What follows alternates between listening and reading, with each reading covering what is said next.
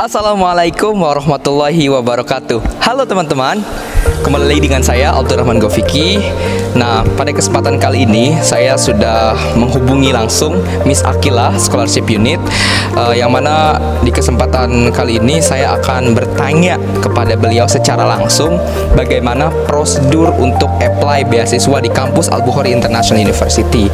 Nah, karena memang sudah banyak sekali request dari teman-teman yang menanyakan kepada saya, Kak, bagaimana sih untuk apply ataupun untuk daftar di kampus EAU, bagaimana sih cara dapetin beasiswanya? Karena memang pada dasarnya kampus EAU itu guys menyediakan beasiswa penuh bagi mahasiswa yang ingin studi di EAU. Jadi untuk informasinya, beasiswa EAU ini ataupun kampus EAU ini membuka pendaftaran sampai tanggal 30 Juni 2021. Jadi teman-teman masih punya kesempatan untuk bisa apply di kampus EAU ya teman-teman. Oke. Tanpa berlama-lama, langsung aja yuk kita datangi Miss Akila di kantor AMD. Bye-bye. Jangan lupa untuk klik like, subscribe, komen, dan share. Terima kasih. Bismillahirrahmanirrahim. Assalamualaikum warahmatullahi wabarakatuh.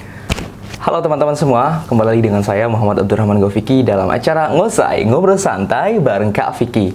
Nah, pada kesempatan kali ini saya sudah kedatangan tamu yang sangat spesial nih teman-teman. Tahu nggak siapa? Miss Akila Anwar. Assalamualaikum Miss. Waalaikumsalam warahmatullahi wabarakatuh. Ya, Miss, dalam acara Ngosai ini kita boleh berbual dalam bahasa Inggris ataupun dalam bahasa bisa. Oke guys, pada kesempatan kali ini kita akan bertanya langsung bagaimana prosedur beasiswa di kampus Al-Bukhari International University.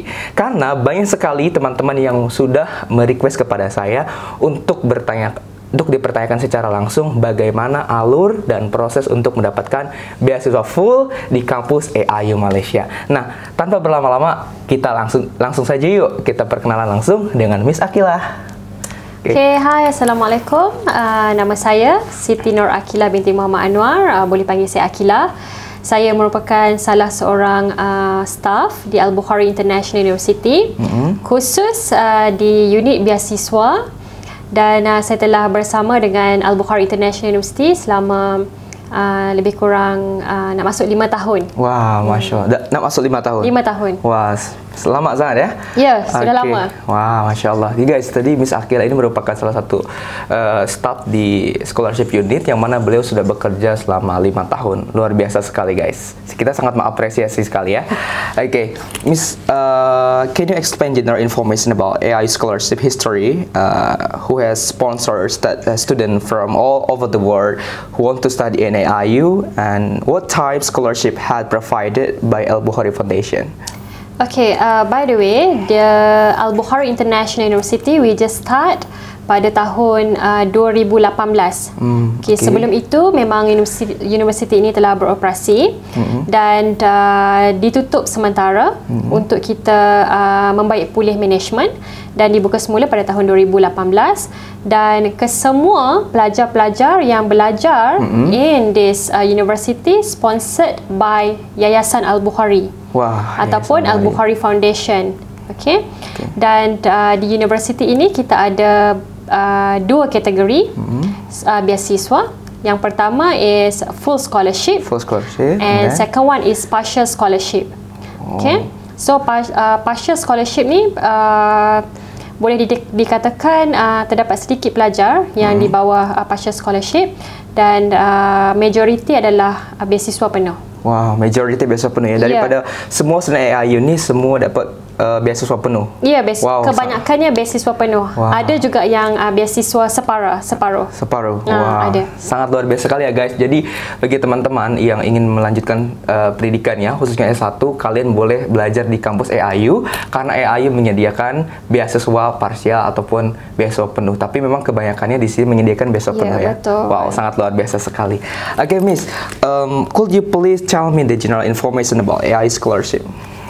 Okay, general information about scholarship. Basically, this scholarship we offer for anyone who age between 18 to 22 years old pada tahun yang dia memohon untuk belajar, such as like if the applicant apply this year, so dia kenalah sama ada umur 18 hingga 22 tahun. And the second requirement, applicant tu haruslah belum berkahwin. Belum Single berkahwin. marital status. And for international, he or she must come from family that have monthly household income below than 300 USD. 300 USD. So maksudnya untuk contohnya pelajar daripada Indonesia ingin memohon untuk belajar di AIU. Betul. Yang pertama umur 18 hingga 22 tahun, belum berkahwin dan pendapatan isi rumah keluarga di bawah 300 USD. Di bawah 300 USD. Yeah. So bila mana di atas 300 USD, is it possible to get scholarship? Kita masih akan memproses permohonan, tetapi kita akan jalankan online interview. So di situ kita akan melihat sekiranya pendapatan ibu bapa tu lebih daripada 300 USD, kita mesti akan meneliti berapa jumlah isi rumah. Mungkin contohnya ayah dia ada 500 USD tapi terpaksa menanggung 10 orang adik-beradik. So di situ kita akan tengoklah. Okay, yes, great. By the way, what are the requirements to apply for an AI scholarship? Okay, first thing they must qualify for academic. Okay. First on academic. First academic. Okay. If they did not meet the academic requirement, we will not process for scholarship. Okay, that's the main thing.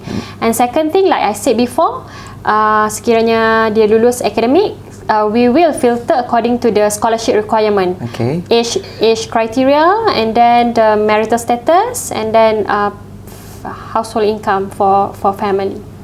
Only that one, right? Only that. Not really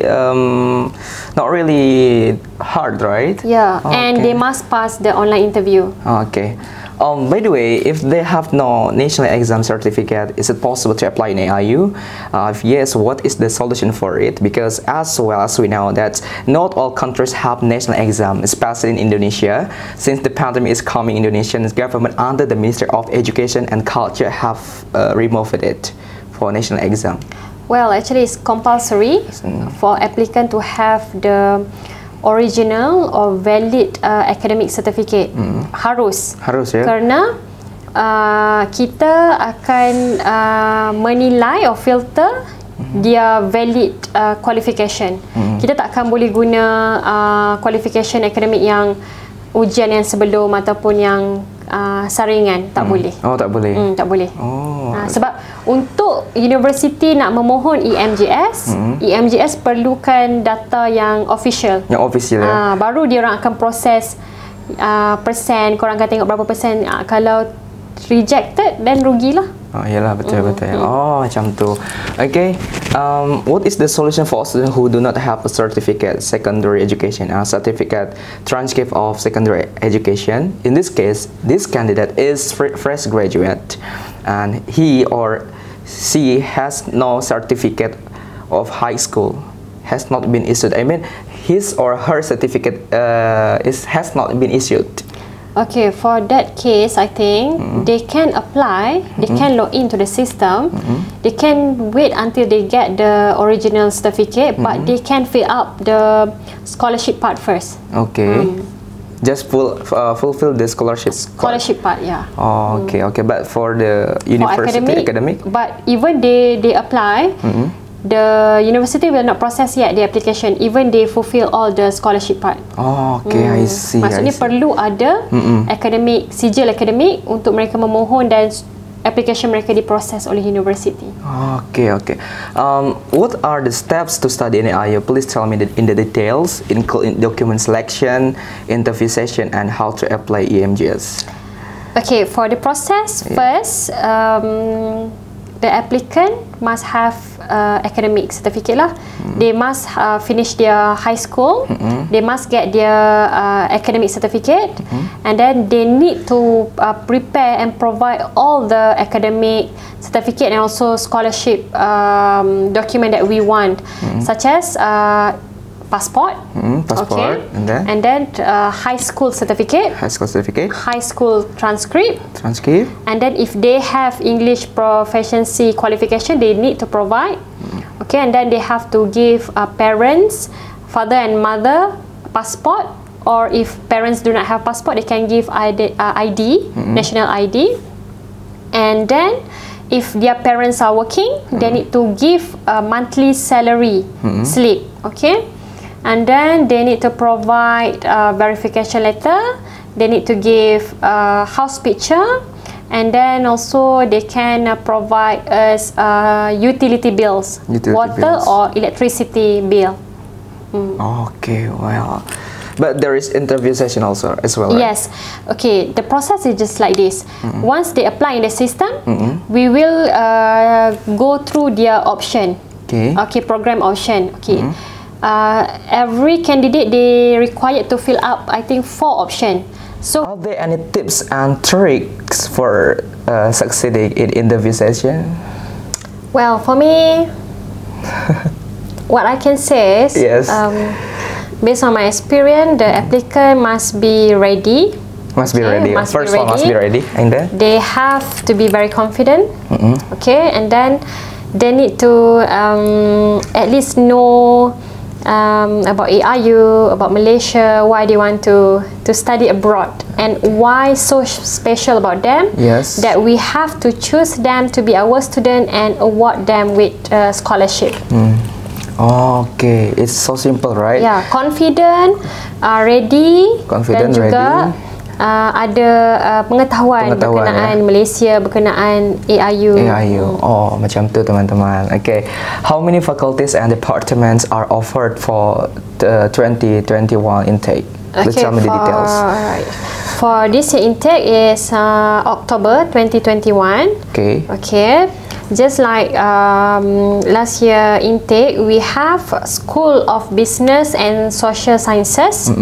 Okay, under SBSS, we offer BBA, BBAM, BBA HRM, and then we have a new program which is Bachelor of Social Development. Oh, there is social development. Social development. We have Bachelor of Economics. We have Bachelor of Computer Science. And then under School of Education and Human Sciences, we have Early Childhood Education, we have Elementary Education, and we have Media and Communication. And also we have Center of Foundation Studies, where we offer foundation to those students who have 10 years of schooling certificate. And we have also Language Center, where we offer those students who do not have their IELTS or TOEFL. We prepare the English course for them to sit for the examination, and once they pass the examination, they will do their degree. Okay, it's great. Is there any master degree? Is there a master degree and doctoral program in AIU? Okay, inshallah this year we will offer master and also PhD program in July or August. But for the program, it will be only conduct by research, and there is no scholarship for the master and also PhD. So but the fees is affordable for the student to pay. Oh, but it's affordable, right? Yeah. Okay, so guys, if you want to apply master degree here, it's you can apply here, but there is no scholarship, but it's affordable. Yeah. Yes. All right. What are the facilities that university provides for students or new students? Okay, for new student, we have inside campus we provide hostel. Okay. And then we have also all the study hall, we have library, we have cafeteria, we have also sport equipment and sport place where student can play in the multi-purpose hall. We have also, I think, the facility outside this campus also. We have mall, we have we near to the airport, and that's the facilities that can benefit students when they come and study in AIU. Oh, so well. But how about the scholarship offers, like meal allowance? How many? Okay, for student that under full scholarship, Yes, under full scholarship. the scholarship will cover their tuition fees. Tuition fees. Okay, and then it also cover their accommodation, and also every month they will get 450 ringgit as their meal allowance. Oh, okay. Only 450, right? 450 ringgit. 450 ringgit. Okay, it's good. For those students who want to apply in AIU but he or she has no language proficiency certificate, in this case it's IELTS, IELTS and TOEFL, right? Is it possible to study here? If yes or no, please tell me the information. Yes, those students who do not have their IELTS or TOEFL, they can study here, but they need to go through the English program first. They need to sit for the IELTS and they need to pass their band, and once they pass, they can continue their degree level. Oh, okay, okay. The minimum of score IELTS scores? For program under SBSS, they need to meet 5.5. 5.5. And if I'm not mistaken, under School of Education and Human Sciences, 5.0. Okay, just now you talked about language center and foundation studies. For those who got letter of acceptance or offer letter to study in language center and foundation studies, how long they will finish it? Okay, for foundation, it's a 1 year program. 1 year. Okay, 1 year foundation. Once they finish foundation, they will do 3 years of degree. So total 4 years. 4 years, right? Okay, for language center,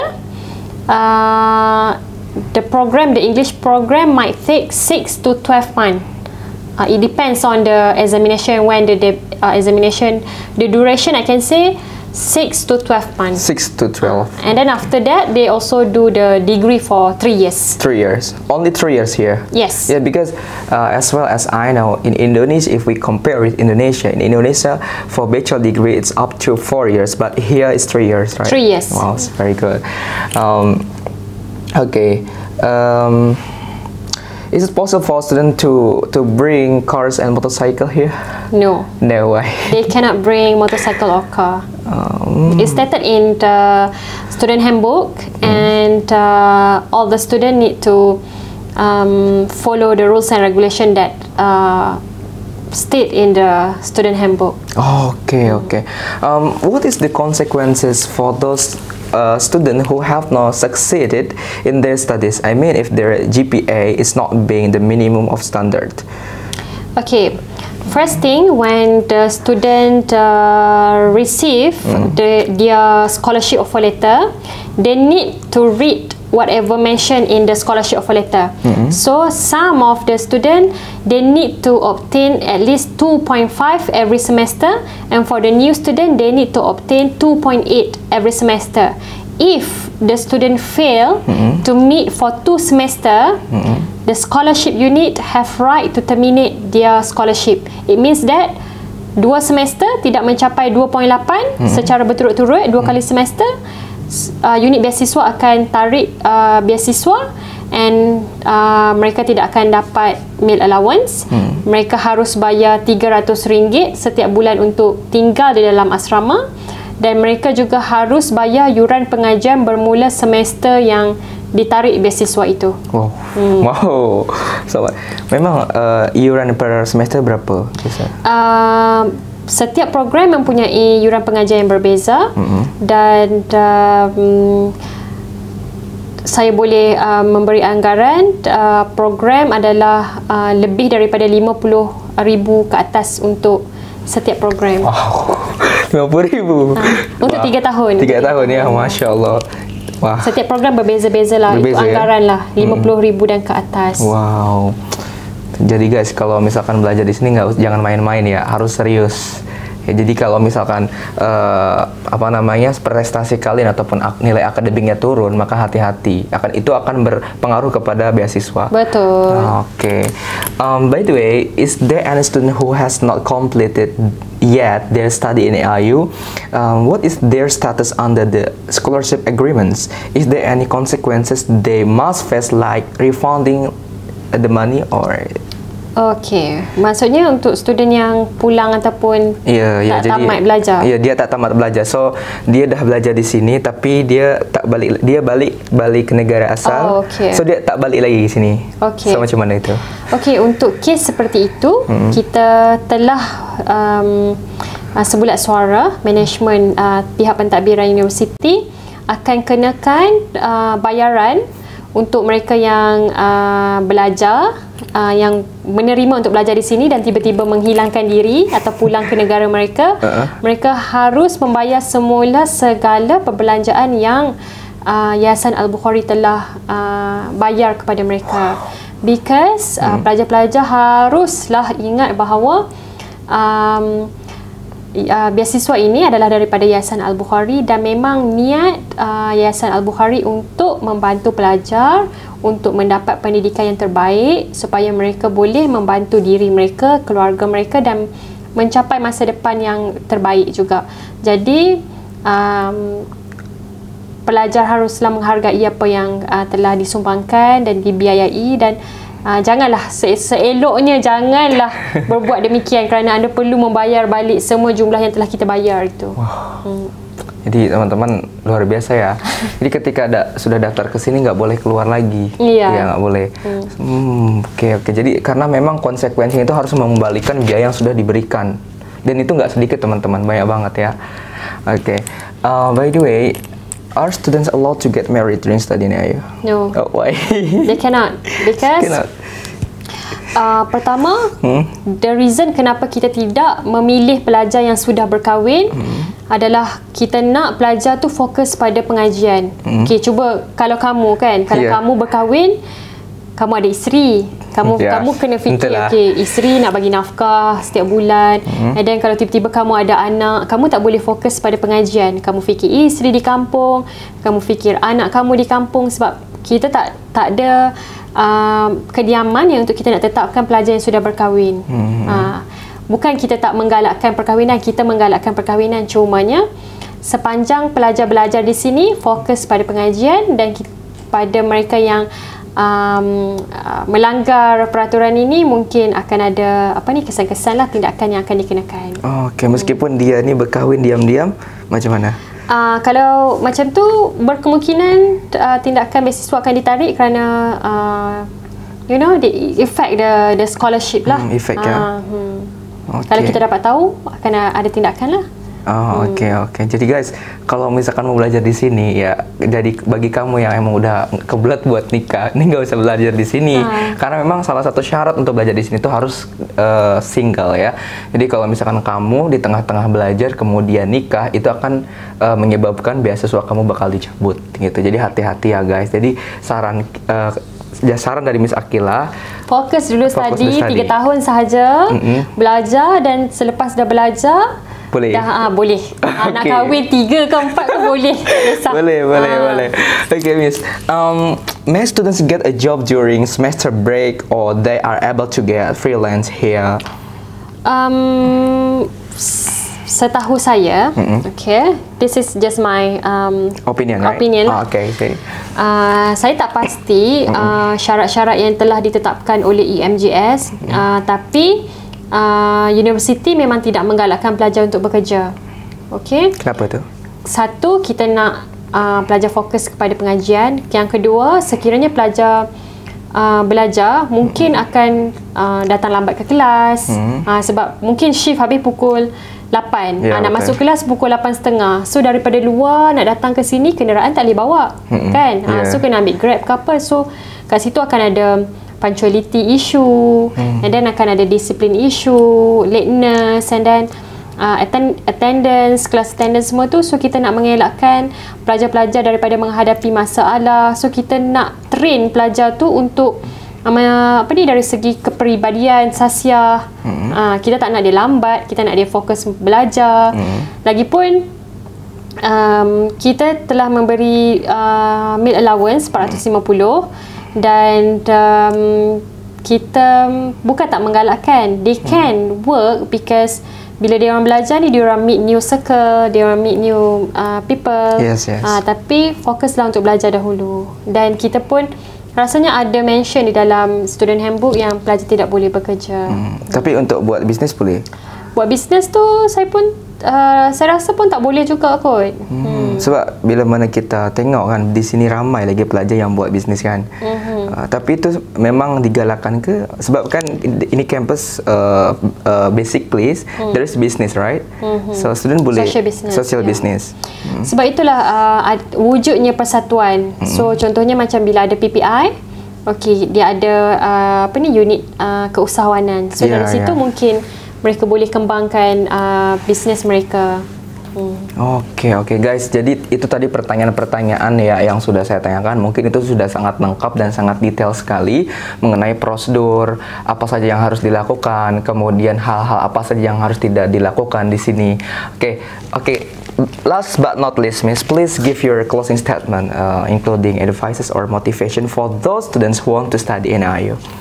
Okey, kepada adik-adik yang di Indonesia ataupun di luar Indonesia, di sekitar Asia, sekiranya anda berminat untuk belajar di Al-Bukhari International University, anda telah melakukan perkara yang terbaik, iaitu menuntut ilmu, wajib dan harus, dan carilah peluang untuk belajar di luar daripada kota kamu supaya pengetahuan kamu lagi luas, bukan sahaja dari segi akademik tetapi berjumpa dengan kawan-kawan daripada serata dunia.